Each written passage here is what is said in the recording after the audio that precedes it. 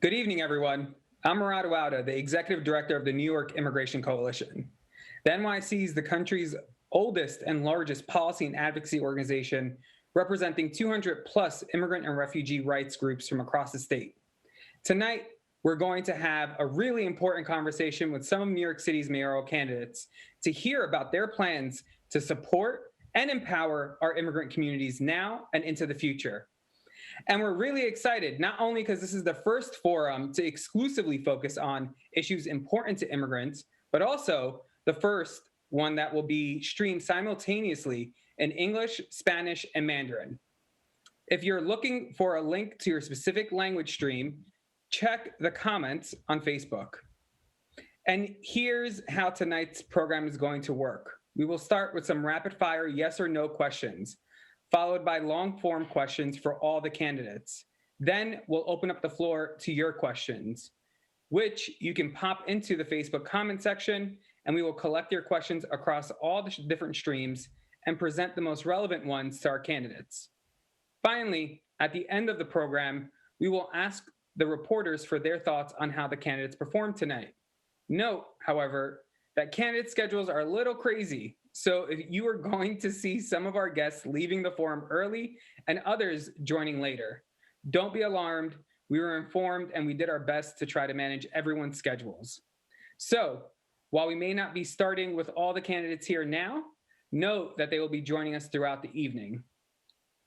We also have a great group of reporters who'll be doing most of the questioning, and they are Ann Choi from the city, Summer Khurshid from the Gotham Gazette, and Daniel Bada from City Limits. Our candidates to start off the evening are Shaun Donovan and Maya Wiley. And now that you've met everyone here right now, let's get started. Summer, please take us to our first yes or no question. I'm going to direct this question first to Mr. Donovan and then to Ms. Wiley. Please answer yes or no. The Our City, Our Vote bill, intro 1867 before the City Council, will enfranchise nearly 1 million New Yorkers with green cards and other immigrant statuses to vote in local municipal elections. It currently has 29 co-sponsors. Do you support this legislation? And should the bill pass this year as expected, do you pledge to ensure it is properly implemented? Mr. Donovan. Absolutely yes on both. I'm the son of an immigrant who had a green card for 50 years in this city. So yes, I had to say that, sorry. Thank you. Ms. Wiley? Yes, and I'm descendant of North American slaves. Thank you. And please ask the next question. This question is directed first to Ms. Wiley, then Mr. Donovan. Please answer yes or no. In New York City, the mayor is the single most powerful decision maker when it comes to ensuring that all of our children have access to a quality education, since the mayor appoints the chancellor of the Department of Education. Will you commit to appointing a chancellor who explicitly prioritizes the needs of immigrant families and students? Yes. I'm a yes too. Daniel from City Limits will ask the next yes or no question. This question is directed towards Maya Wiley and finally Shaun Donovan. Please answer yes or no. New York City Care is a newly developed healthcare access program that ensures all New Yorkers, regardless of their income or immigration status, have access to comprehensive, coordinated, high-quality care. Would you commit to expanding New York City Care to improve access to care for immigrants? Yes. In fact, I've already said I'm going to try to expand it to the 600,000 New Yorkers who don't have health insurance. Shaun? I'm a yes also on this. And I have a public option that would make sure you can not only get care at Health and Hospitals Corporation, but also at providers that are culturally appropriate, speak your language in your neighborhood. Thank you. Anne from the city has our next question. I'm going to direct this question to Ms. Wiley and then to Mr. Donovan. Please answer yes or no. Will you commit to significantly cutting the NYPD budget by at least $1 billion and redirecting those savings to infrastructure programs and services that will be crucial to equitable COVID-19 recovery for Black, Latinx, and other communities of color? Yes, and I already have. I'm a yes too. Daniel, are you ready with our next question? This question again is directed first to Shaun Donovan and then Maya Wiley. Please answer yes or no. Would you commit to ensuring continued and adequate funding to ensure all immigrant New Yorkers have access to no-cost lawyers without any exceptions? Yes, absolutely. Yes. Thank you. Samar from the Gotham Gazette has our final yes or no question. I'm going to direct this question first to Ms. Wiley and then to Mr. Donovan. Please, again, answer yes or no. Over half of all students in our schools have parents with limited English proficiency. Ensuring these parents have access to adult literacy programs is critical to the success of their students. Yet, right now, New York City is serving less than 4% of the immense need. Will you commit to fully funding adult literacy? Yes. Absolutely, yes. Thank you. Now let's get to the long form questions for all the candidates who are here with us tonight. Each candidate will have up to and no more than 3 minutes to respond to the question. Anne, are you ready to kick off the first question? Yes. COVID-19 has had a glaring and devastating, disproportionate impact on New Yorkers of color. This pandemic has confirmed the gaping inequities and prejudice that exist in our healthcare system.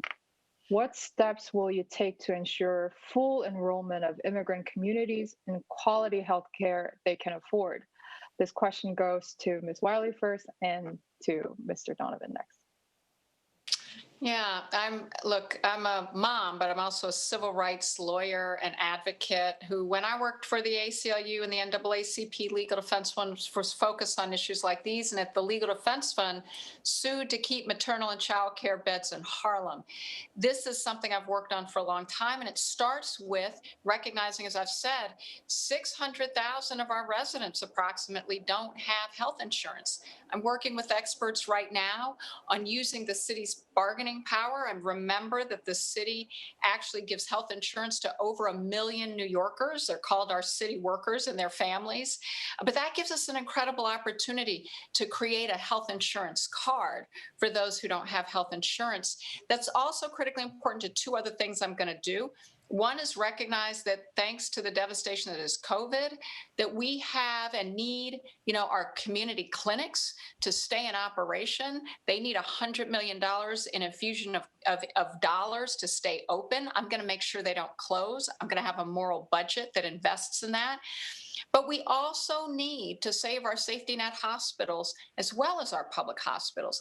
And part of why we need that insurance card is those hospitals like Elmhurst and Queens, where we had the highest rates of COVID and the fewest hospital beds. Is about making sure that people have a way to pay for that care, because it's the fact that they're serving our population that doesn't have insurance is a prime reason why they're also in trouble financially. So I'm going to partner to get that done as well. But look, at the end of it, we've got to make sure that we have language access. And so I'm going to have more community-based grants to community-based organizations in immigrant communities, because that's one of the ways we're going to get to language access and support in navigating access to the system, and make sure that everyone understands that all our residents can access it without having to be worried about ICE. That is critically important, and I will make sure that the NYPD is under mayoral control and is not doing anything to make this anything less than a sanctuary city. Thank you, Mr. Donovan. So let me start by agreeing with Maya that we have to focus on healthcare, and that insurance is available, and really good healthcare is available to every single New Yorker, regardless of immigration status. Half of those 600,000 who don't have healthcare right now are undocumented. And so the only way to really solve this is to ensure that we have a public option that's available regardless of immigration status. no one in this race has the deep relationships or knowledge of how to work with Washington to try to make that happen, to ensure there's a pathway to citizenship, and that we expand federal healthcare options for all our immigrants, including undocumented. But I'm the only candidate who's committed that whatever Washington does, whatever happens with the legislation at the state level, that I will create a true public option in New York City, regardless of immigration status. And what does that mean? It goes beyond just NYC Care to make sure that culturally appropriate care is available in communities for every immigrant. We know that private providers who often practice in ways that are more appropriate, speak languages, and connect with immigrant communities are a really important part of our system. And I would allow those to be covered as well as federally qualified health centers in my public option. So that is critical. I would also make sure, because we know that healthcare needs to be available in your community as well, whether your kid gets sick at school, whether it's needing to make sure that you have easy access from home. My 15-minute neighborhood proposal would ensure that every single New Yorker has, within 15 minutes of their front door, the healthcare infrastructure that they need in their community. And I would change the way we plan our city, the way we invest in healthcare infrastructure to do that. But there's one more thing as well. We know that the disproportionate impact of COVID on Black and brown communities, on immigrant communities, was fundamentally rooted in the disparities in health that existed before COVID hit. And we're not just going to solve that with health care. We actually have to make sure that every community has fresh food, has a park to exercise in, that communities don't have within 15 minutes of their front door the peaker plants and other pollution that is disproportionately impacting people of color in our city and immigrant communities. And so a big part of my 15-minute neighborhood proposal as well is to ensure that every community has the fresh food and everything they need to live a healthy life, even before they go see a doctor. Thank you, Mr. Donovan. And thank you, Dianne, Ms. Morales, for joining us. I'm going to repeat the question, and feel free to take a moment. Thanks. My question was, COVID-19 has had a glaring and devastating disproportionate impact on New Yorkers of color. This pandemic has confirmed gaping inequities and prejudices that exist in our healthcare system. What steps will you take to ensure full enrollment of immigrant communities and quality healthcare they can afford? Great, thank you so much for the question. And I think there's a lot of things that we need to do, and you're absolutely right that the pandemic has exacerbated and revealed longstanding and deeply held inequities. And one of the first things I would do is to support the passage of the New York Health Act. We need to make sure that we are guaranteeing healthcare coverage for everyone, no matter what their status. The other thing I've called for is, in the first 100 days of my administration, launching the New York City 5000, which would be a culturally relevant and linguistically appropriate core of health navigators that would connect with our uninsured, our housing insecure, and our other vulnerable populations to make sure that they are getting access to COVID-19 education, to testing, to vaccines, to begin to address those issues. I also believe that we need to ensure that we are making sure that everybody can be safe, right? So given that we have not yet quite gotten this pandemic under control, we need to make sure that people have the economic stability and security that they need in order to stay home if that's what's required.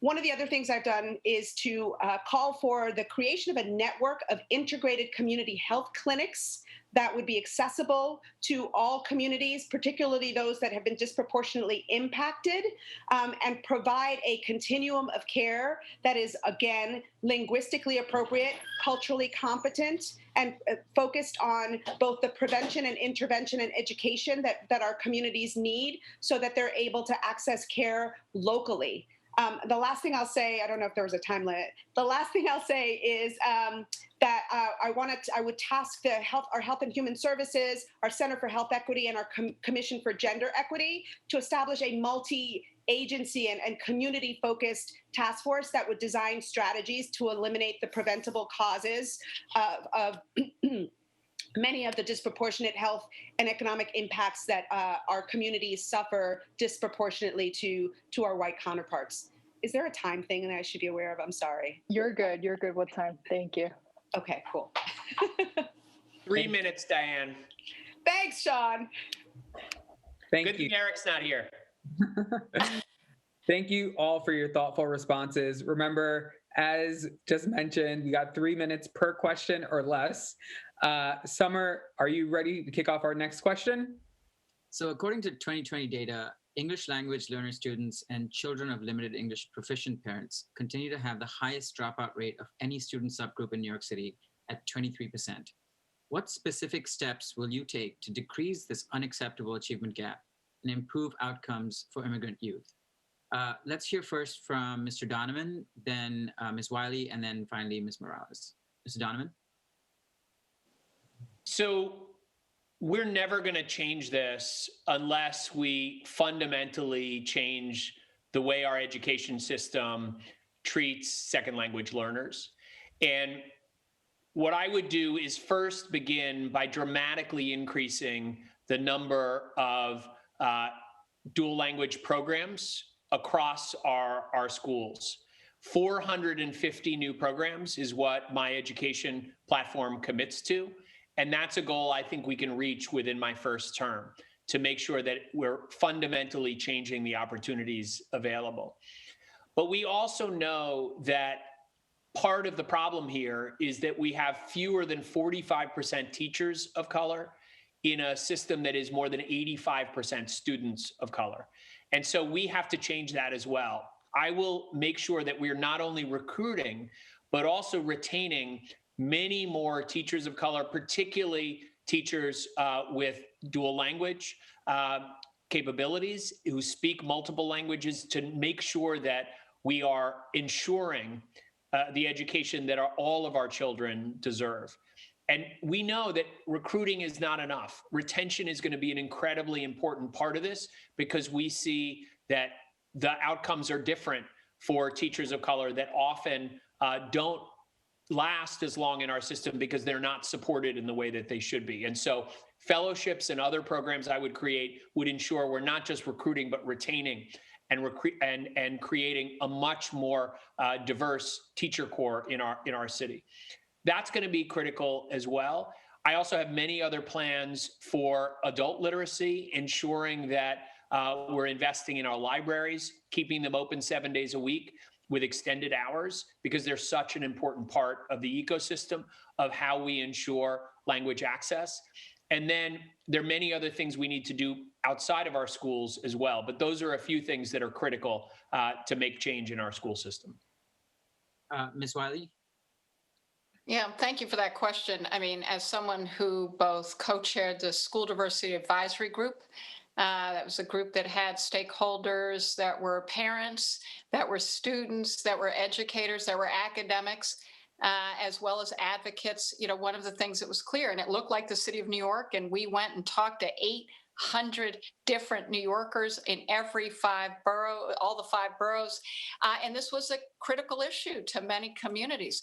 So one of the things that I would do is recognize the New York Immigration Coalition actually has a communications plan that I would make sure we were funding and implementing that will help us, because one of the things that we have as a city is so many resources to draw from for the ideas on how to do that. I'm also going to hire 2,500 more teachers, both to bring class sizes down. Classroom overcrowding is a huge problem in far too many schools that are segregated, filled with students of color.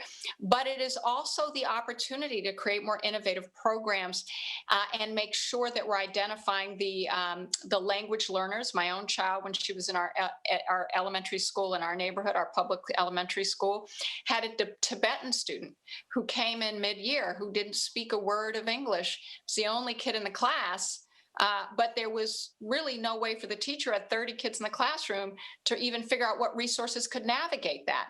But once we bring class sizes down, but also create the supports and infrastructure around communication, we can help solve that even when there's not a classroom full of kids. But we do need more multi-language learning programs, which is something we recommended in the School Diversity Advisory Group. But the other thing is the community-based school model is one I'm going to expand, because we have a tremendous resource in our community-based organizations that is underutilized because we are not sufficiently and significantly procuring human services with those community-based providers, often run by and founded in communities of color and led that is culturally responsive and also able to have language access. And the comprehensive school model, which is partnering the schools and seeing them in relationship with community-based organizations, is also about the wraparound services and supports that kids and families need, because it also includes making sure parents can communicate effectively with the schools and have a real voice and say in education and in shaping it. I'm going to make sure that we also have a commission that's going to be focused on how we increase parent voice and engagement in our schools. And that will include making sure that immigrant populations and multi-language learning and communication with the system is part of where I get recommendations as mayor for how we're going to solve it. Because I believe we have to give a voice to those who are impacted as well to shape the solutions. Thank you so much. Ms. Morales. Hi.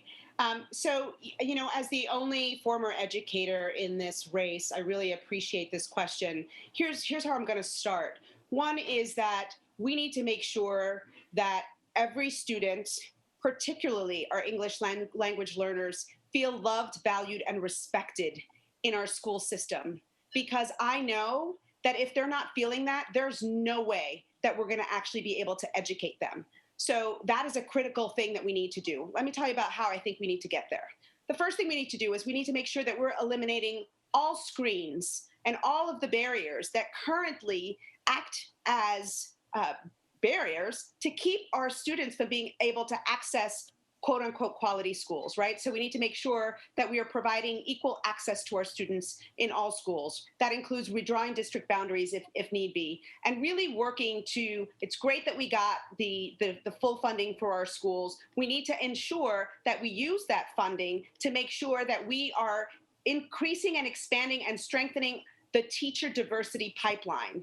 And I have committed to actually creating a peer educator summer program that would, bring high schoolers and college students into the pipeline in a CUNY to the classroom pipeline, so that we are directly recruiting folks who look like our students, who speak the languages that our students speak, and who come from the cultural backgrounds that our students come from.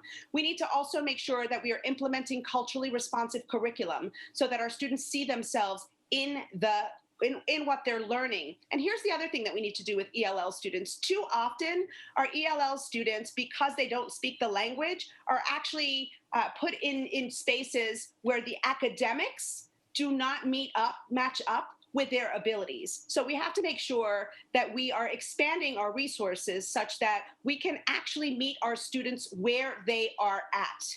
We know that our students have been left behind much more so. The ELL students have been left behind much more so because as a result of virtual learning. So we need to also make sure that they're provided with adequate supports so that they can begin to make up for that time. And part of that is moving resources away from policing so that we are expanding the resources that are available to our students. That also includes decreasing class sizes so that we're moving towards a maximum of 18-to-1 in elementary and 22-to-1 in middle and high schools.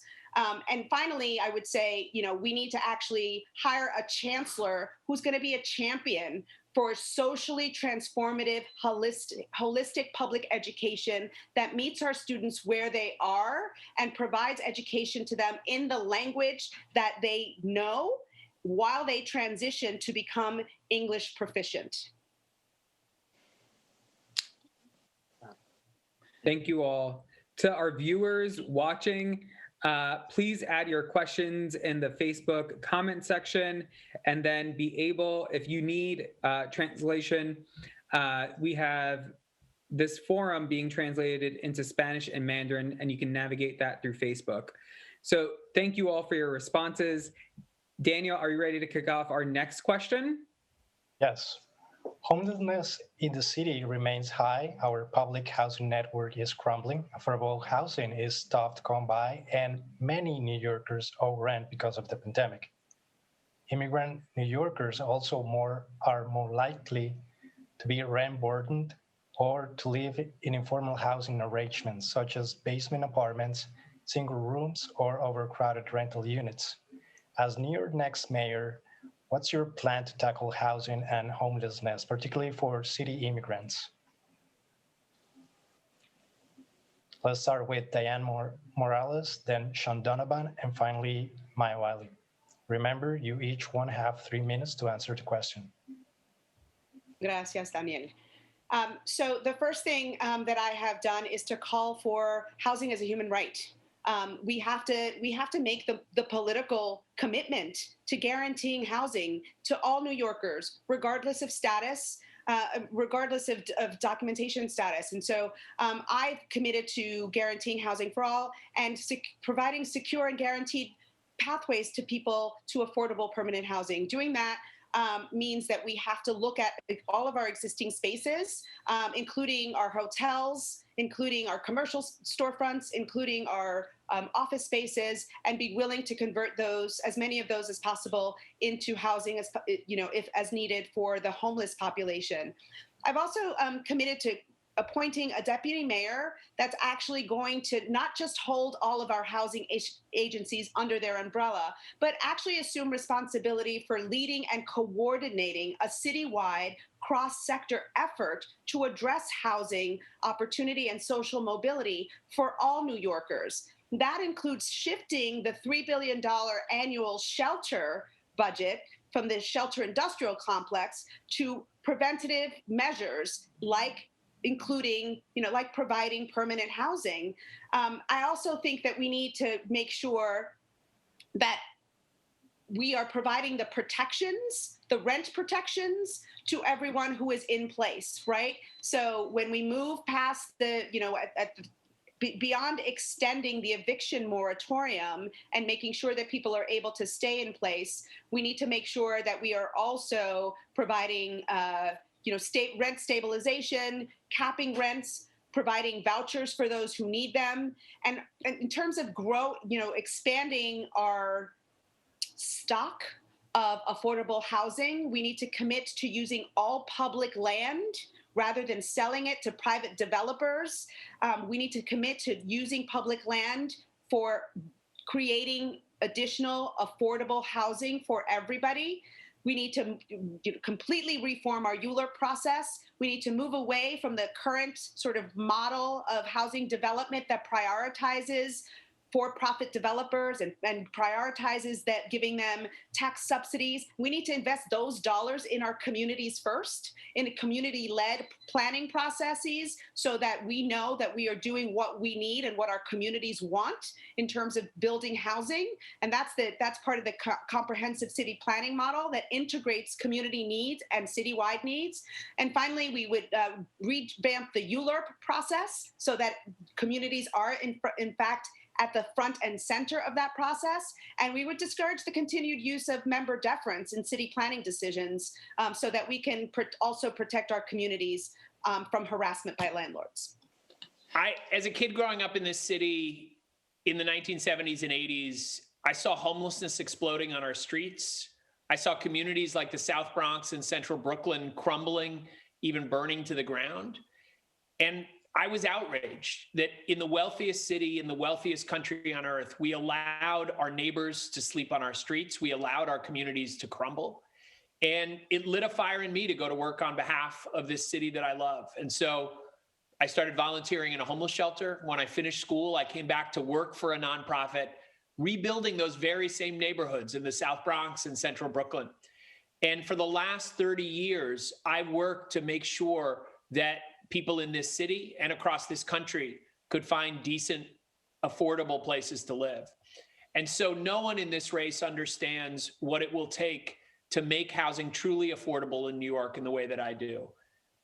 I would begin by making sure that everybody can stay in their home. We are on the verge of the worst eviction crisis of our lifetimes in this city, with hundreds of thousands out of work still, and so many more who've reduced wages and are just struggling to pay the bills to put food on the table. And so the first thing we have to do is have a mayor who can go to work, put the $20 billion that was just passed for rental assistance to work, making sure it gets to the families who need it most quickly and they can stay in their homes. It's going to take making sure that every single New Yorker can get access to housing counseling and legal services to be able to stay in their homes and not get displaced in housing court. But we need to do more than that. We need to make sure that we're preserving the existing affordable housing that we have. Our public housing, more people live in public housing in New York City than live in Atlanta, Georgia. We need a mayor who's finally going to treat it like the precious resource that it is. I have the clearest and only plan to get to $40 billion to fix public housing in this city. I also know how to make sure we build more affordable housing. Part of it is the rezoning process. For the last 8 years, Bill de Blasio has focused on Black and brown communities and not on asking every community to do its share to build more affordable housing. I would change that by ensuring we make land use and all those decisions equitable across the city, so every community has to do its share. And then lastly, from lessons I learned 30 years ago working with East Brooklyn congregations, South Bronx churches, I know that homeownership is a forgotten part of the housing strategy in this city. And I know that particularly for immigrants, the opportunity to build wealth when Black and brown New Yorkers have 1/10 the wealth of other families, we have to make sure homeownership is a real option. I would do that, and I would invest in what I call equity bonds. Every child born in this city, regardless of immigration status, gets $1,000 in an account. And every year until they graduate high school, up to another $2,000. That means a child born into poverty would graduate with almost $50,000 in an account to buy a home, to start a business, to go to college, all of the things that would fundamentally change and make this city more equitable. Maya, please. You know, I have a bunch of things I want to say about housing, but I want to start with let's get real. Because our immigrant population, particularly our undocumented immigrant population, has been terrorized, particularly through the 4 years of the Donald Trump administration, and had been terrorized before the Donald Trump administration.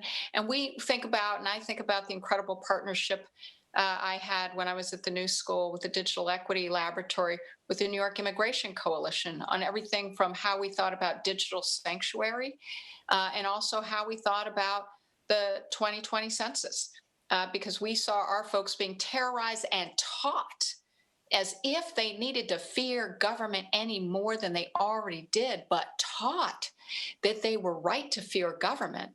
And I don't want to pretend that all the things I'm about to say that I'm deeply committed to, that'll be about housing that includes taking care of the needs of our immigrant population that's undocumented, that we don't have to confront the very deep fear and the very real fear that so many of our immigrants in this city have experienced. And so that means the partnerships with grassroots community-based organizations that are community-focused, that are trusted, have to be clear and critical partners in actually how we're making sure everything we do reaches effectively undocumented populations. So I just want to say that up front. I have a plan to spend $10 billion, and I call it the New Deal for New York, to create more jobs, create 100,000 new jobs, but it's to build things we need built and fix things we need fixed. That is going to include creating more permanently and deeply affordable housing. And I mean, so people can actually afford the rent, so that if you earn $15,000 a year, you can afford the rent, not just if you earn $150,000 a year. And that I'm going to make those programs and make sure we have programs and partnerships so that we are having opportunities for undocumented population to get access to housing. Like Dianne, we got 1,000 acres of city-owned land. Those are opportunities from experimenting with more social housing to making sure that we're partnering with our not-for-profit housing developers to do that. So we're increasing the stock. And I also see vacancy as a critical and important opportunity, both buying up shuttered hotels. We should recognize that I think it's 31% of the homeless population is Latinx, that we have to find ways that we're making sure we're getting homeless folks into housing first strategies. For folks who are homeless, everyone is housing ready. And that vacancy gives us the opportunity to do that, and increasing subsidies. Because as Dianne pointed out, $3 billion that we spend on sheltering, it is cheaper to increase vouchers and make sure we're getting folks into their own homes than it is to do what we're currently doing. And for folks who are mentally ill and drug addicted, we need to make sure there's support services. And that does include undocumented immigrants. But finally, one quick thing. Universal care. That's a critical cost of living. I'm going to have $5,000 care grants. I'm taking that money from the NYPD budget, from the Corrections Department budget for closing Rikers, and the money we save there. But that $5,000 in family care grants to help families meet their needs is going to include undocumented immigrants. And we're going to reach 100,000 people at the beginning of the program. Thanks to the mayoral candidates who've made it through to what I think is the most important part of the conversation, the live Q&A from the audience. I'm going to read questions that are coming from our audience on Facebook via the comment section and from the different individual streams. Remember, candidates, you have, let's say, 2 minutes or less. Give me a minute to check where the audience questions are really fast. One moment. All right. The first question we have is coming from one of the NYC members, New Immigrant Community Empowerment, NICE. What is your plan to support immigrant worker centers like those operated by NICE, who have been at the forefront of the COVID-19 relief and recovery efforts? We'll start with Dianne, then Maya, and then Shaun. Thanks, Murad. This is a population and an issue that is really near and dear to my heart, right? I stood with the essential and excluded workers, the hunger strikers, who were fighting for just a little bit of support as a result of the pandemic, the folks who were really not protected at all or provided with any kind of relief. So, the first thing I think is critical is that we provide folks with basic income relief, no matter who they are, right? We have to make sure that this kind of relief is especially available to folks who were, have been excluded for far too long, and recognize the contributions that they make, not just in the operation of our city, but really to our economy as well.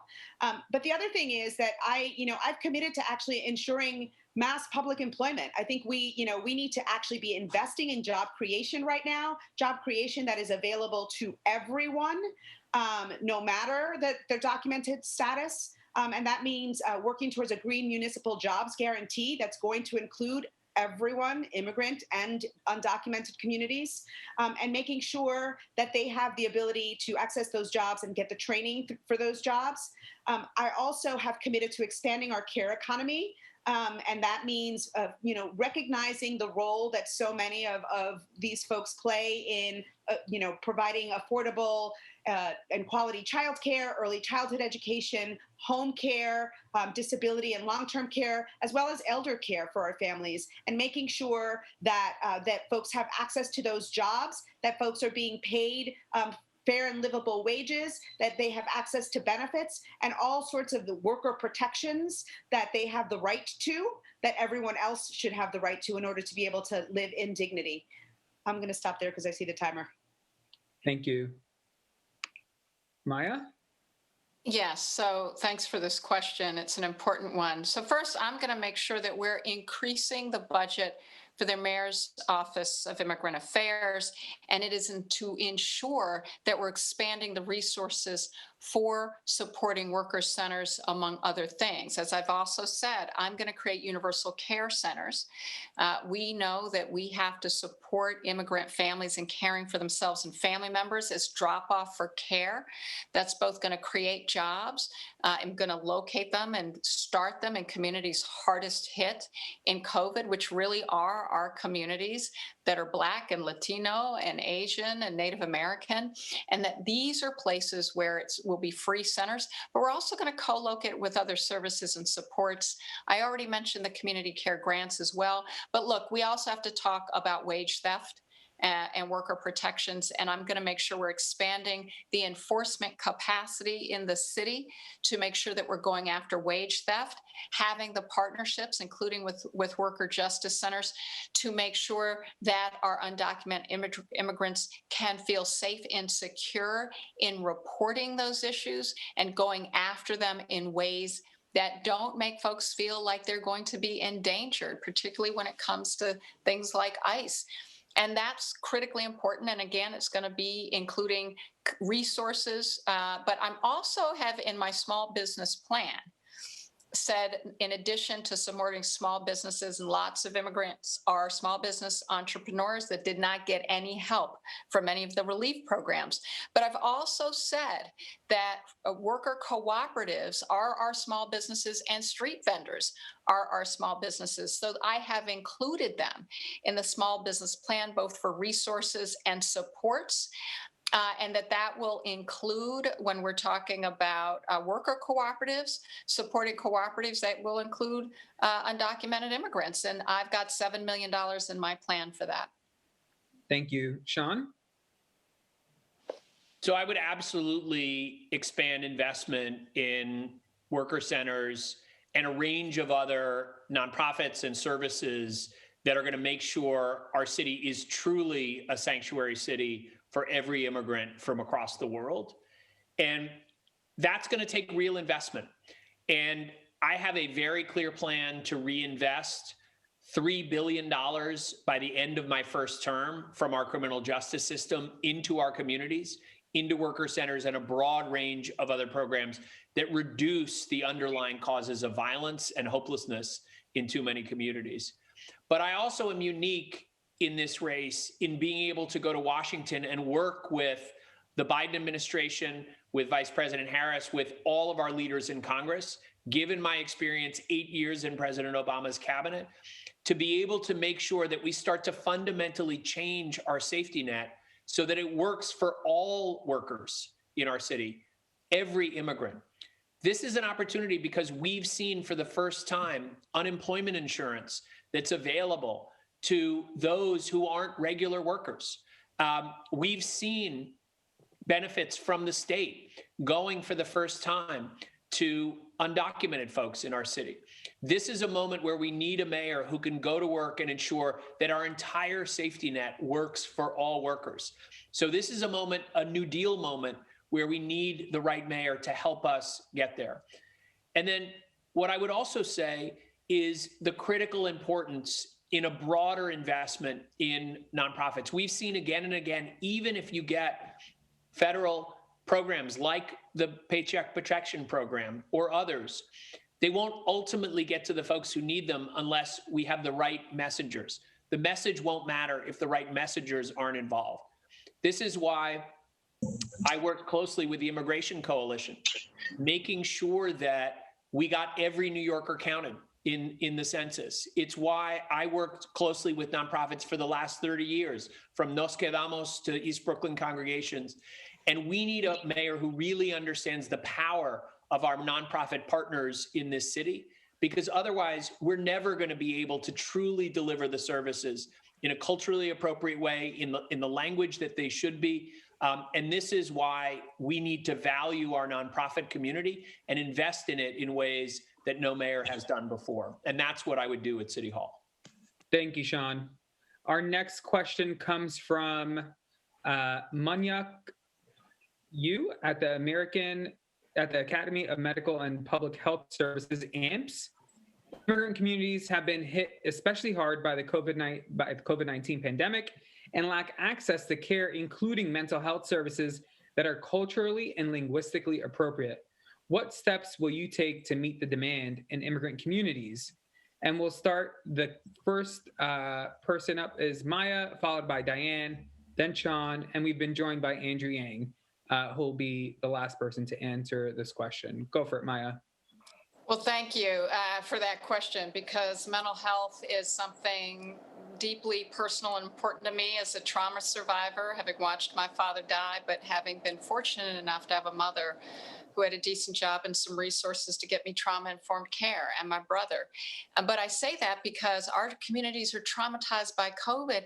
They're also traumatized by ICE. They're traumatized by unjust policing. They're traumatized by an increase in gun violence, an increase in rapes have gone up 30% in the city. And also, we've got to acknowledge, that we have far too many of our folks who simply are suffering from the stress and depression from what they've experienced in job loss. And immigrant communities have been extremely hard hit and amongst the hardest hit. But I'm going to start with our schools for two reasons. One, because we need to ensure that we do not lose a generation of our kids. So I've already got the plan to have trauma-informed care in the schools. It's research and supported trauma-informed care, cognitive behavioral and dialectical behavioral therapies.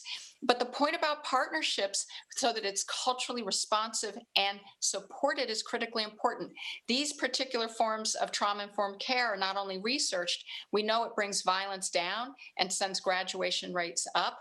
But at the same time, to have it be culturally responsive also includes making sure we have the community-based partnerships to make it so. And that's why the community schools model is one I am going to expand, because that model enables us to do it as family care.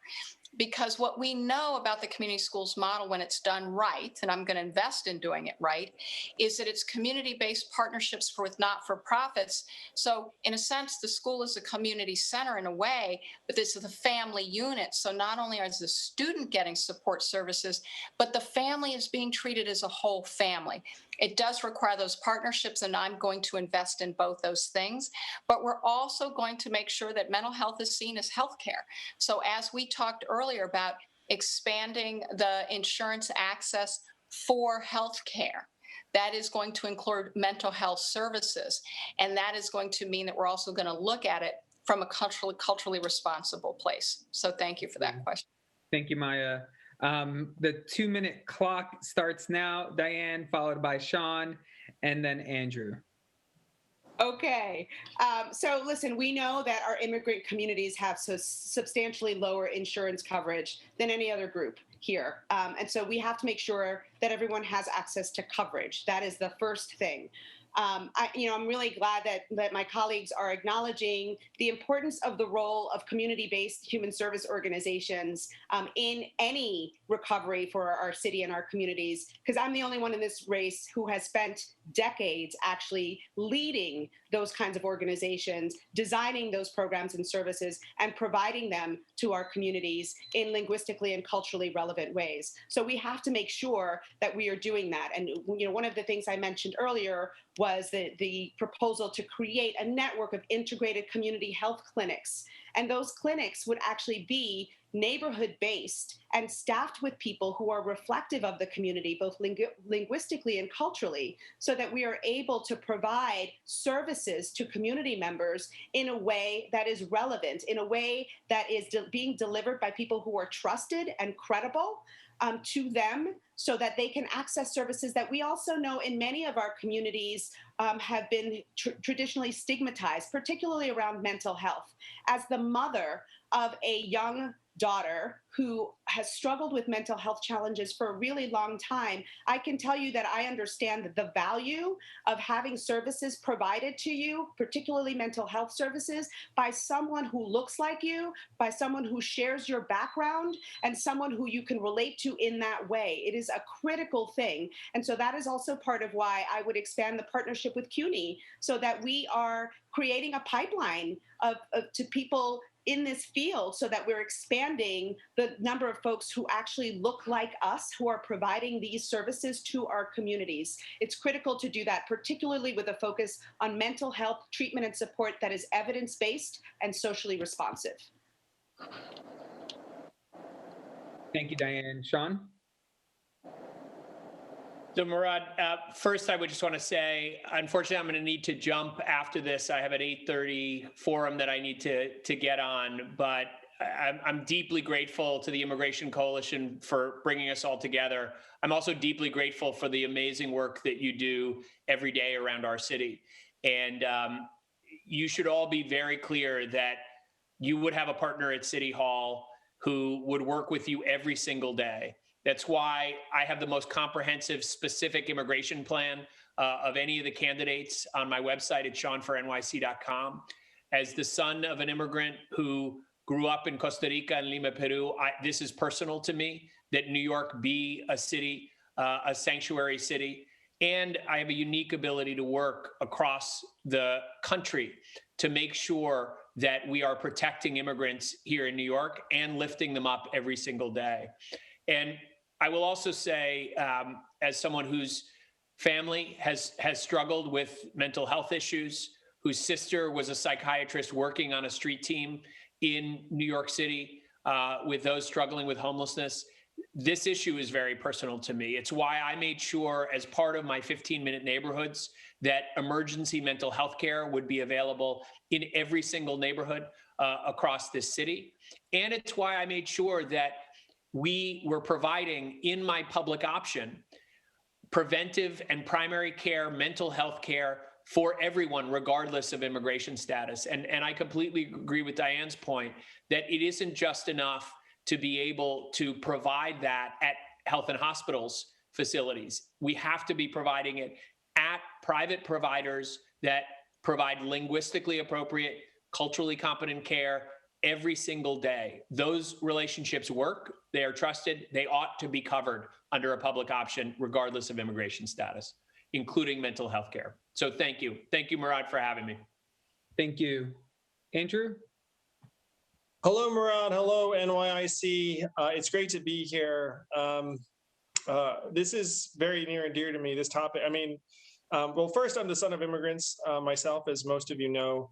And second, my brother is actually a clinical psychology professor whose core work is on combating the stigma around mental illness in immigrant communities. The fact is that immigrant communities, to the extent that we are suffering with mental illness, most people don't seek treatment. And if they do seek treatment, then the resources might not be available to them in the language that they speak or in their environment, particularly as many undocumented immigrants right now, as we all know, aren't covered the way they should be. So I agree with Maya that the first place you want to focus is schools. And there are going to be kids who are coming back to school, unfortunately, with more than learning loss. I think many of them will be traumatized. We've seen a surge in abuse and other issues, and we're going to have to do everything we can to make our kids whole. I am thrilled that the city is assigning 500 new social workers to the school system, but we're going to need psychologists and clinicians because the wounds are going to be very real and very deep. The other major areas that we need to invest in is expanding NYC Care so that more immigrants and undocumented folks don't, actually can get the care that they need. And this includes trying to open more neighborhood action centers that have had tremendous success in delivering care to undocumented immigrants. And one of the things that, frankly, frustrated me is that we opened 2 neighborhood action centers and neither was in Queens. Like, if you're going to target an immigrant community, I feel like Queens would be the first, maybe second place on the list.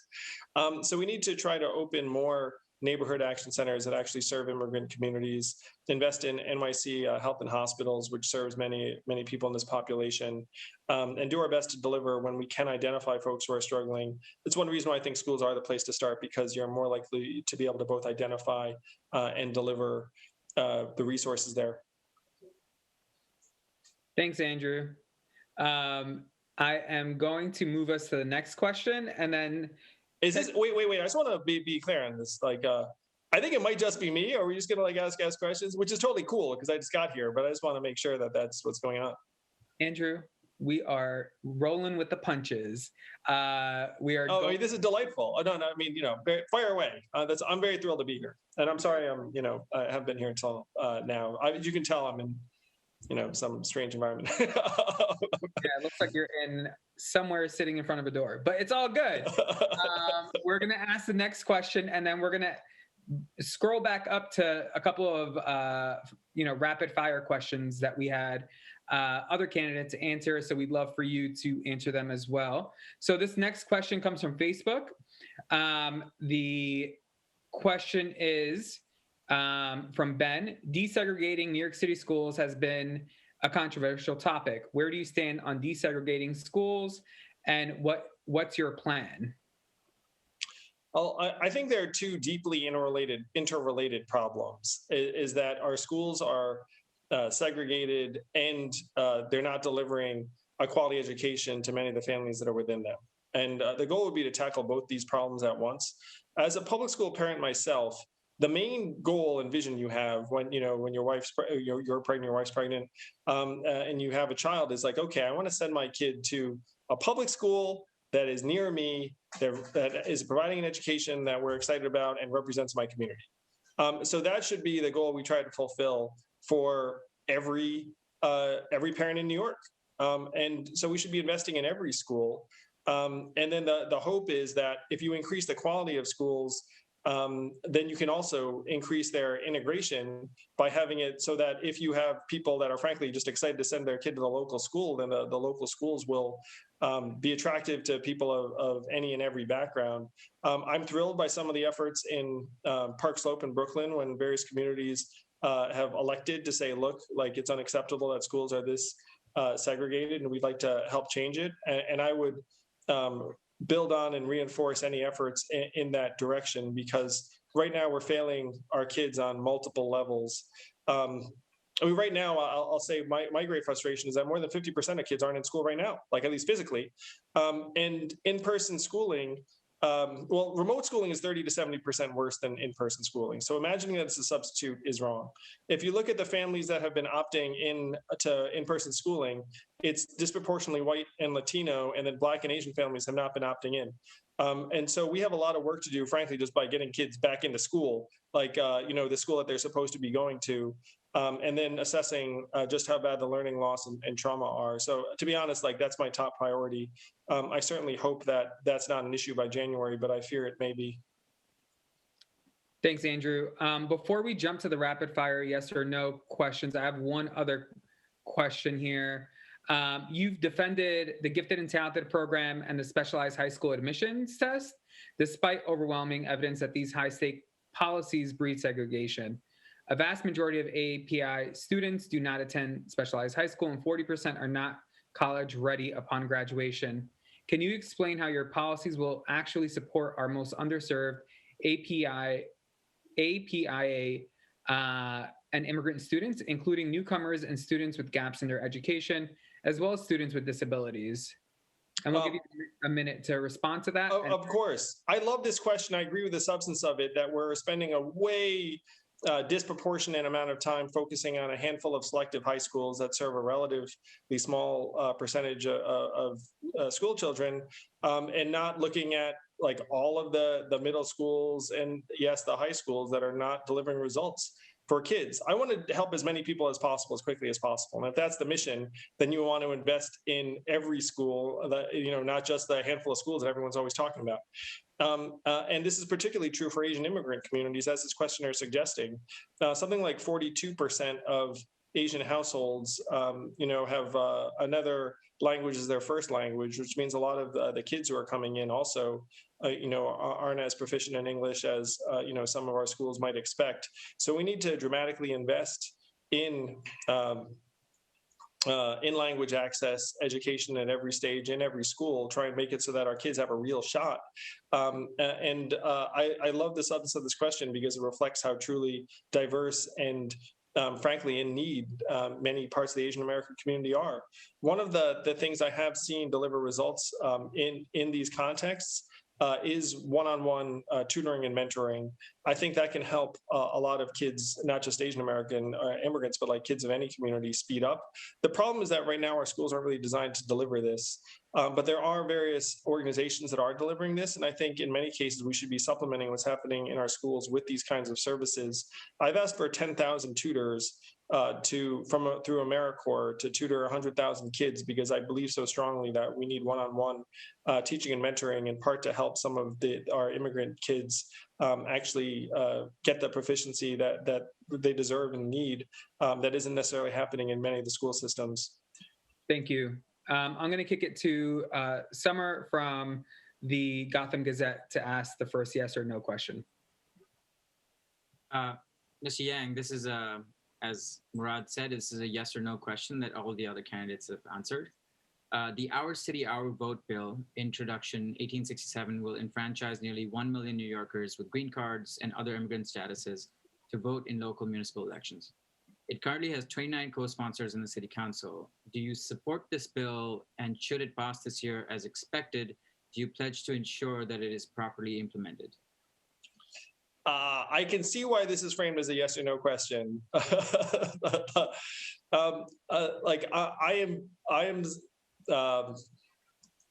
If you ask a yes or no question, I have to say, I have concerns about whether if we do pass it, it will pass legal muster. I don't want to pass something that might end up having issues at that level. So if it's a yes or no question, I would have to say no, but it pains me to do so because one of the joys of New York City is that, immigrants of any status should be treated equally. But if you put it as a yes or no, I'd have to say no. Well, legal muster says that it is legal as it's been done in the past.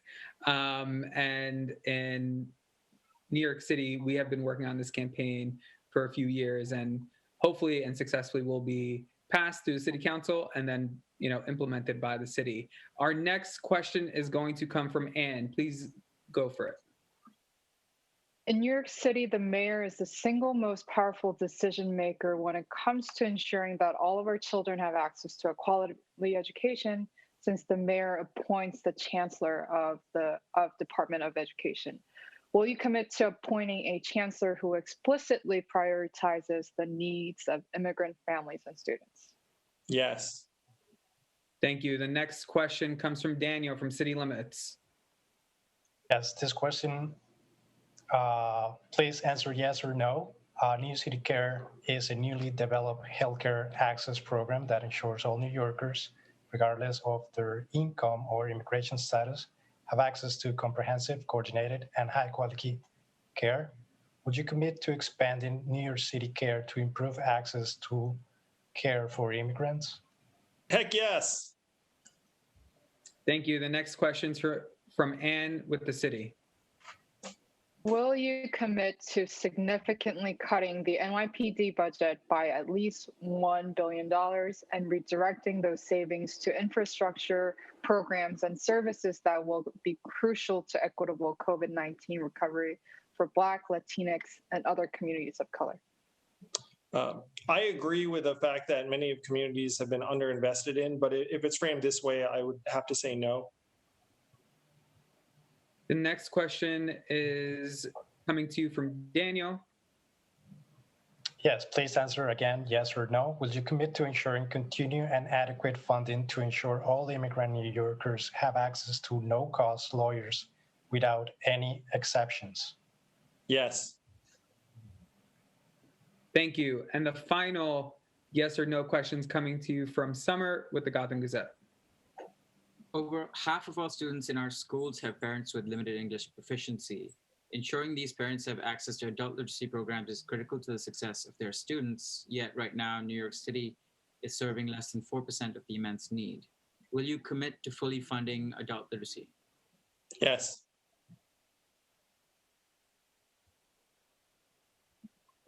Thank you. Just to do a quick time check, Andrew, how much longer are you with us? That's a great question, Rod. I'd love to take.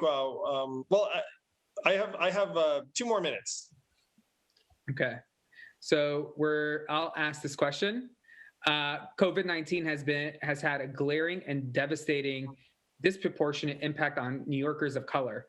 This pandemic has confirmed the gaping inequities and prejudices that exist in our healthcare system. What steps will you take to ensure full enrollment of immigrant communities in quality healthcare that they can afford? So this is a fundamental challenge and problem. NYC Cares has had great success, but it needs more resources. We should be trying to build upon those resources. I commented before on neighborhood action centers and community health centers that have done a great job serving immigrant communities, that we should also redouble our investment in on the NYC H&H set of hospitals that serve many immigrant communities. I would love nothing more than to have single payer healthcare throughout the city that serve people regardless of immigration status. I hope we can keep moving in that direction. Like that should be the vision. At least the intermediate step is to invest directly in the programs and the facilities that serve undocumented immigrants. Man, if I, I mean, it's one reason why, it's like, I was just going to make a joke about, it's like, one reason I ran for president was trying to get, trying to get everyone healthcare, trying to get everyone money, trying to get everyone healthcare. But I'll do my best to deliver on some versions of that if I am the next mayor, within the context of New York City. Thank you, Andrew, and thank you so much for joining us tonight. We just heard from a large number of the candidates on the questions that a lot of immigrant New Yorkers care about. Now, let's hear from our expert panel of reporters and ask for their thoughts. Who do you think performed well tonight? I only leave before the ratings come out. Geez, I'm going to get lost. Thank you all so much, Murad. It's great to see you. Thank you all for the work you do advocating on behalf of immigrant communities. It's incredible, and I would love to be your partner in City Hall to get things done on behalf of the people that make our city what it is, including folks, frankly, like my parents. So thank you all so much. Right away, you can be me now that I'm jetting. Bye, everybody. Thanks, Andrew. Have a good night. So, folks, who do you think performed well tonight? Any surprises? Thoughts on who you think is struggling to present a clear and concise plan to help immigrant New Yorkers thrive? Any winners?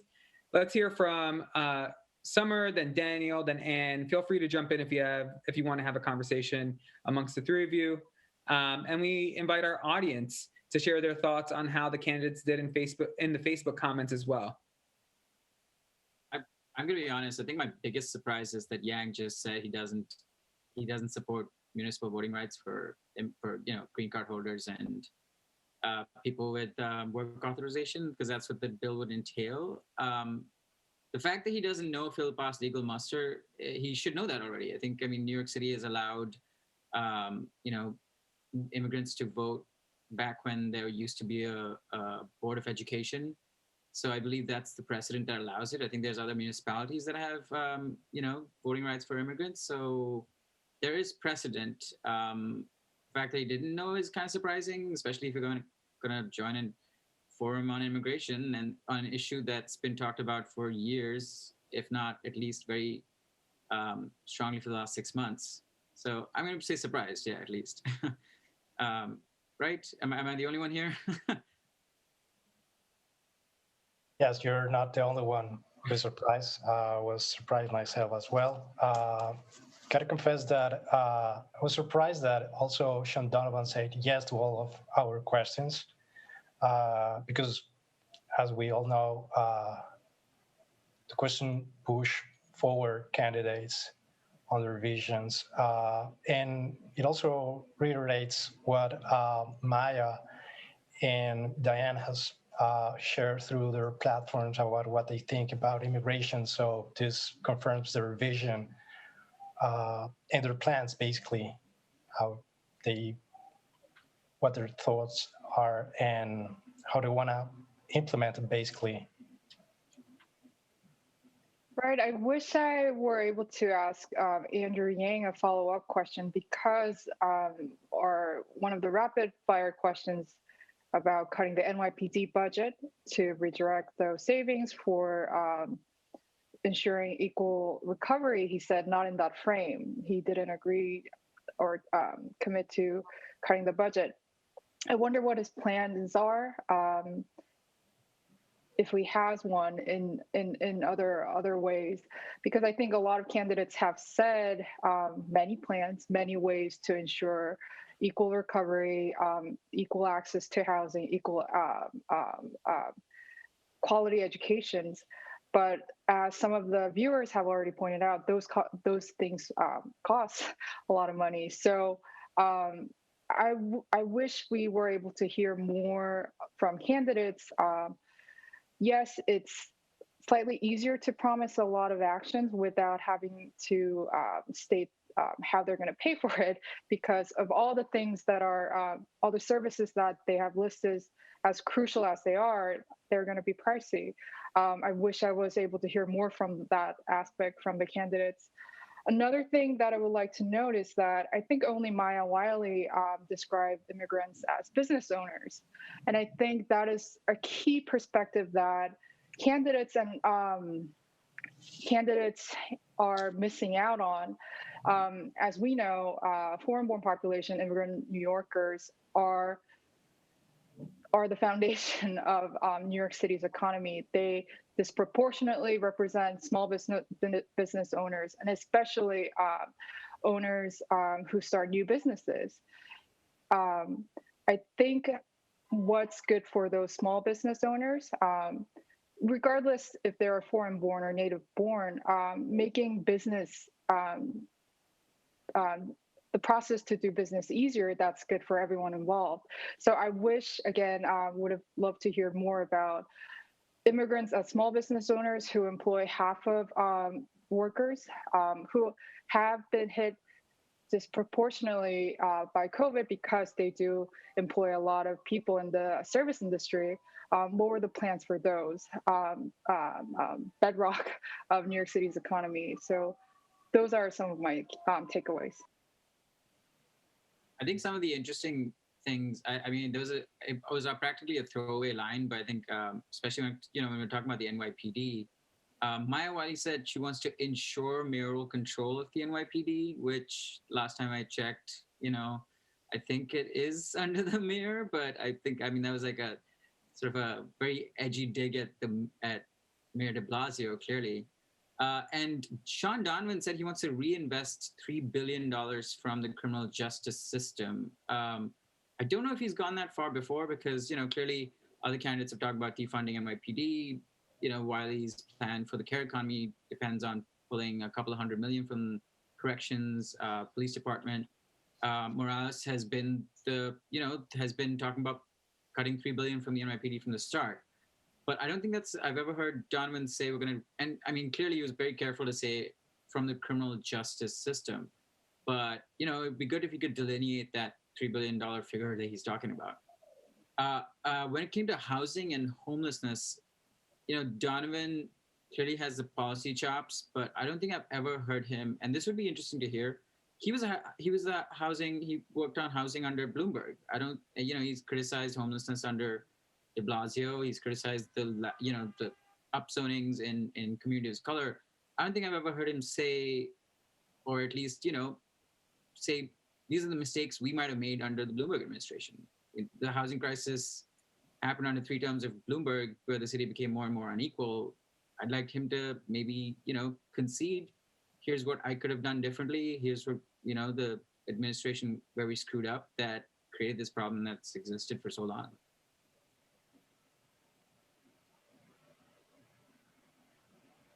Who do you think? Sorry. Who do you think had the best vision to allow immigrant New Yorkers to live in a city where they can thrive? Funny that you mentioned thrive, because no one said mentioned thrive when they were talking about mental health. But sorry, I'll let someone else take this one. I think I've taken a lot of time already. I mean, again, without sort of a blueprint to, practically speaking, how to make a lot of the good ideas these candidates have into fruition.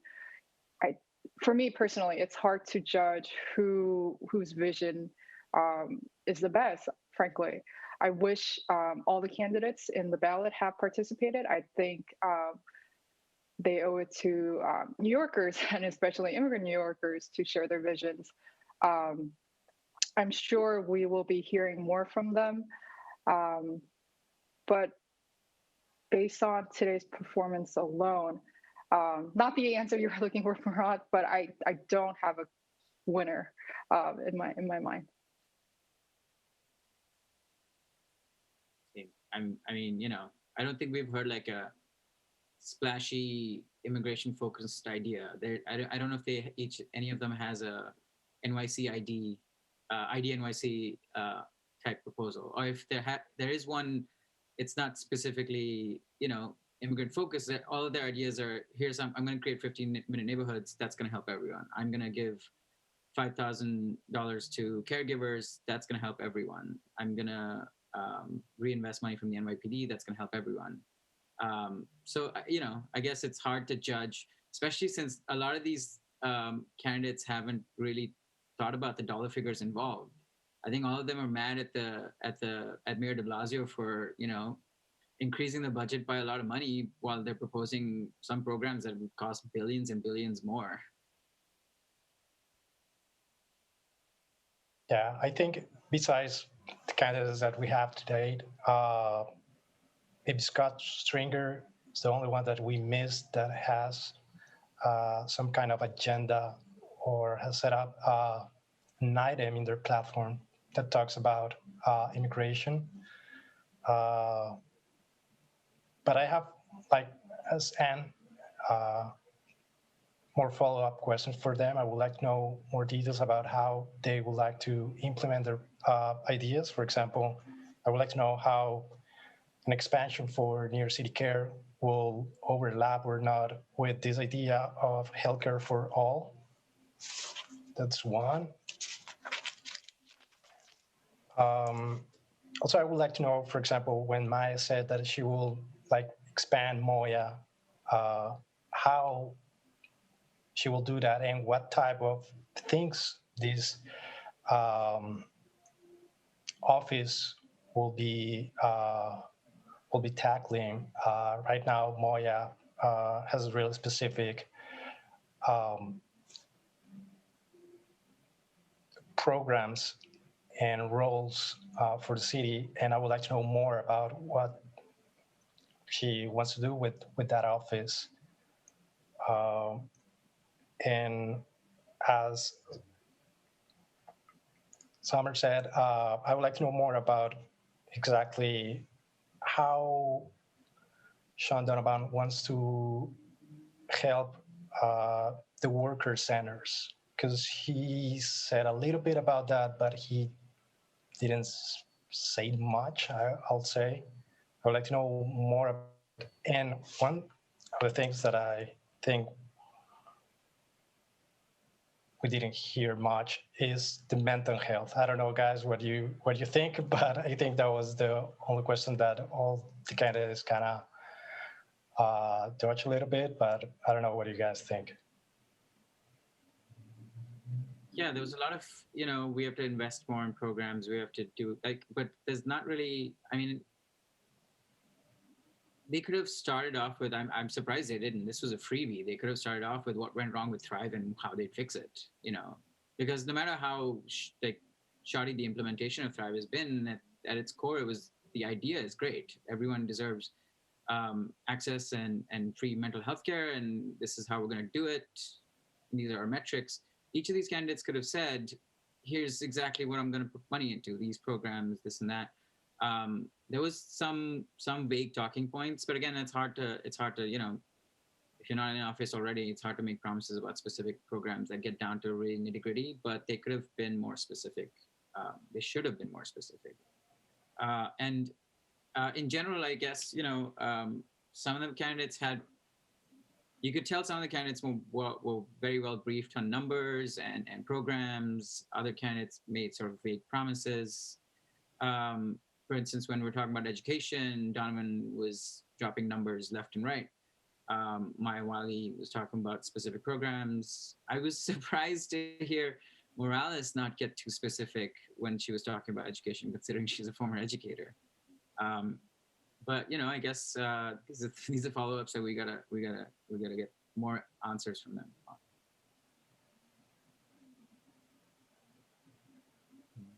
Thank you. And thank you, everyone. Thank you, Anne, Daniel, and Summer. And thanks to our candidates, our co-sponsors, including NYC Action, the NYC sister organization and political arm, the City, City Limits, Gotham Gazette, CUNY School of Labor and Urban Studies, and everyone who is still with us watching this live stream.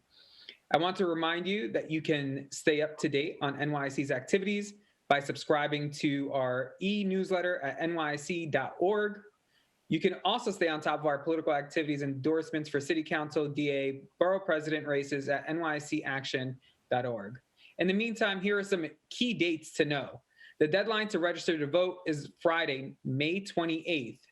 Early voting begins June 12th. The primary, where many elections are all but one, is set for June 22nd. Thank you for joining us tonight. If you have any thoughts about tonight's event, please add them in the comments on Facebook. And don't forget, go out and vote in June. Good night, everyone.